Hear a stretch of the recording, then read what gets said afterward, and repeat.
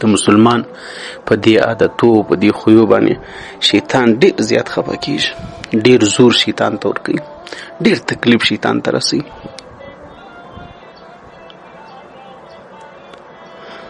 بې ادبي دې معافي داسې کوي چې تر هر څه یې به تروي د مچ او د سپږې په شکل ځینې جوړې شي، داسې ذلیل او خوار شي. کم عادتونه کم اول دا چې کله یو بل سره وویني دوه مسلمانان، همسایګان، د کلي خلک، شناخته او غیر شناخته او دوستان او انډیوالان، د کورنۍ غړي لرې وژندي، یو په بل باندې سلام ویل. کله چې یو بل ته سلام اچي په دې باندې شیطان ډېر زیات خفه کېږي، ډېر زیات زور ورکوي، په دې ډېر خوشحاله کېږي چې بس یو بل ته سلام نه وایي. لکه دا نن چې کوم زموږ وروستۍ کیسې دي، نو په سلام د سړي څه کمیږي؟ سلام خو د مسلمانۍ نښانه ده، سلام خو ذکر دی، سلام خو دعا ده یو د بل په حق، سلام خو د کبر څخه د خلاصۍ نښانه ده، سلام خو د اسلام هغه نښانه ده، هغه ښایست دی چې د دنیا څه د دین په نامه او د څوک چې دین نه لري پر هغو دې افسوس وي، او د موږ تاسو لپاره د الله رب العزت د خوښۍ اعمال د الله د راضي کېدو کار اسانه، هېڅ د انسان نه پر کمیږي، د ګټه د دنیا او د آخرت هم ثواب هم خورما، مینه او محبت د انسانانو پکې زیاتېږي. لیکن زموږ په خولو باندې دغه ول سوی دي، پترۍ ول سوی دي. ما داسې اورېدلي دي زموږ ته په دې معاشره کې چې سلام ورته ووایه د ده دا جواب د لاسه نه کېږي. ولې زه پیسهدار نه یم، د پیسهداره په مقابل کې چمچهګیري خلک ښه کولی شي. خانه توی نه کې، خانه توی نه کې، لس واره یو سل هغه ورته سلام، هغه سلام د سلام سین ویلی وي، دی وعلیکم السلام، علیکم السلام، علیکم السلام، سل واره جواب ورکړي. که چمچهګیري باندې رزق زیاتېدلی، که په چمچهګیري باندې د انسان ژوند او زندګي زیاتېدلی، که په چمچهګیري باندې د انسان په خبرو په مثال په ژوند او زندګي کې تبدل راغلی ولی، تاسو ورسې ویې ګورئ په دا دنیا کې ډېر د خلکو دا کسان تېر سوي هم شته، اوس هم شته، لیکن یوه ورځ وي ژوند د غیرت دا در بې غیرته تر 100 کاله بې دی. په دې بېغمه اوسئ، ستا رزق د الله په لاس کې دی، ستا عزت د الله سره دی، ستا نفع او نقصان د الله په قبضه کې دی او د الله په حکم ده. هېڅوک تا ته نه نفع رسولی شي نه. کوم چې اسلام موږ ته ویلي دي، موږ ته هغه خبرې باید په مخه ویسو. موږ تاسو باید هغه لاره تعقیب کړو چې د اسلام او د مسلمانۍ لارې دي، هدایت لارې دي، ورشو لارې د الله د رضا لارې. بهرحال دویم د لیدلو په وخت کې کله چې یو دو مسلمانان یو د بل حال احوال وپوښتي، کله چې یو مسلمان د بل مسلمان سره په ورین تندي میلاو شي، شیطان سوځي په دې باندې چې یو مسلمان د بل خیر خواه شي، یو قریب د بل خیر خواه شي، یو همسایه د بل همسایه خیر خواه شي، د کلي انسانان دغه رنګ راواخلي، په یو معاشره کې د یو ښار د اوسېدونکي دغه رنګ راواخلي، د یو ملک اوسېدونکي دغه رنګ راواخلي، کل مسلمانان دغه رنګ راواخلي. په دې شیطان ډېر سوځي. شیطان دا غواړي لکه څنګه چې دی شیطانان دي چې نور هم د انسانانو شیطانان جوړ کړي، بس دا د دې د پښو په ختلو پسې اوس او دا غیبت پسې کوه او عزت یې تویوه او بس مخامخ چار قربان او پشاله پر سر دروه، مثال پشاله بس و خدای څه درته وایم. نو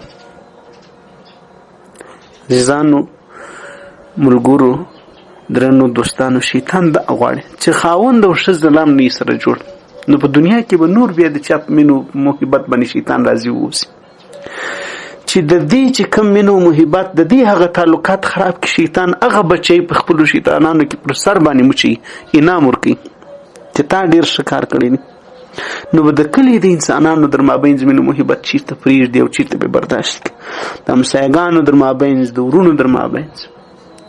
د دې وجې چې زموږ نن د شیطانانو اثرات په کورو کې ډیر زیات دي. زموږ د عملی کمزوري له وجې، زموږ د ذکر د نه کولو له وجې، د تلاوت د نه کولو د وجې، د ښه لمونځ د نه کولو د وجې خورا ډیر تاثیرات دا معلومیږي زموږ په زندګۍ باندې، زموږ په کورو کې. ځکه هر سړی د بل سره بدنیت ته دی، خوابت دی وغیره وغیره پریشانی دي. د پریشانی ژوند ډک دی. زړه چې وي د انسان د پریشانی و د دې خبرو څخه.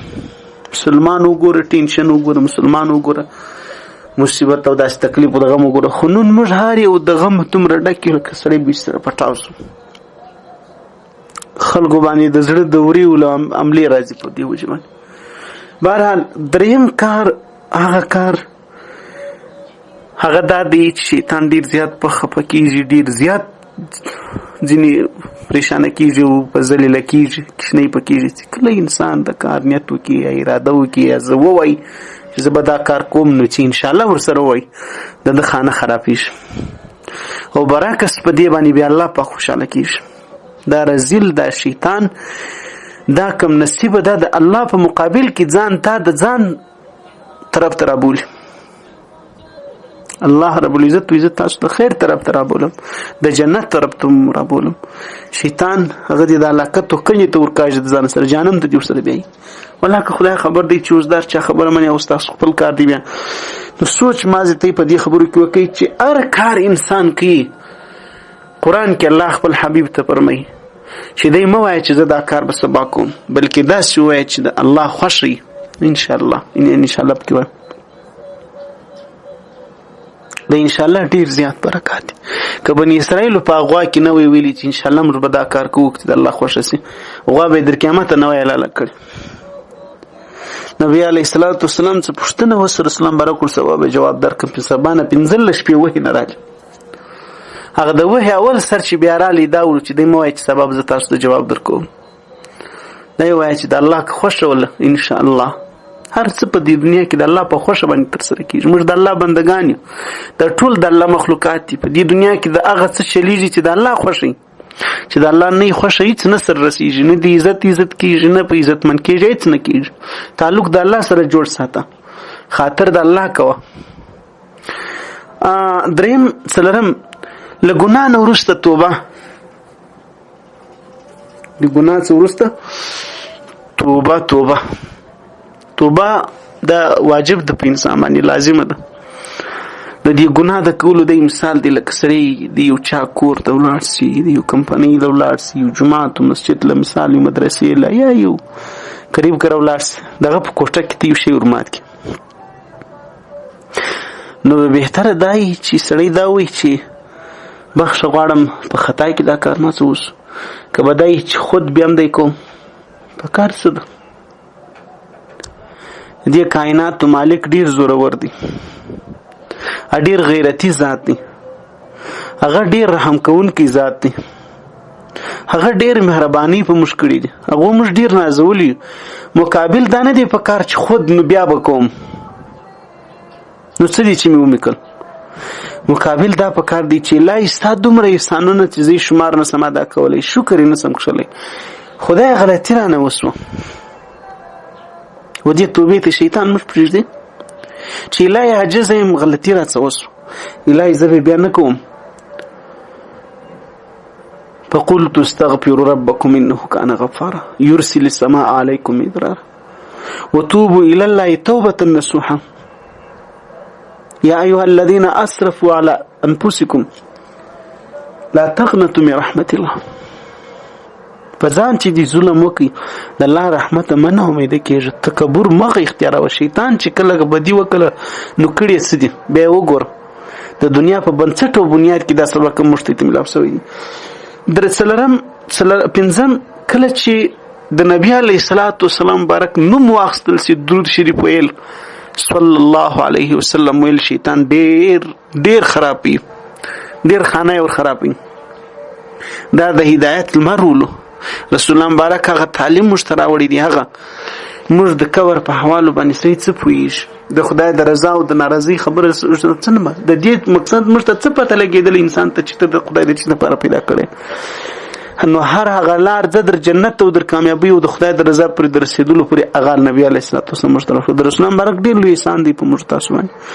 نو کله چې انسان د نبی علیه السلام د نامه سره درود شریف ووایي ان الله وملائکته یصلون علی النبی یا ایها الذین آمنوا صلوا علیه وسلموا تسلیما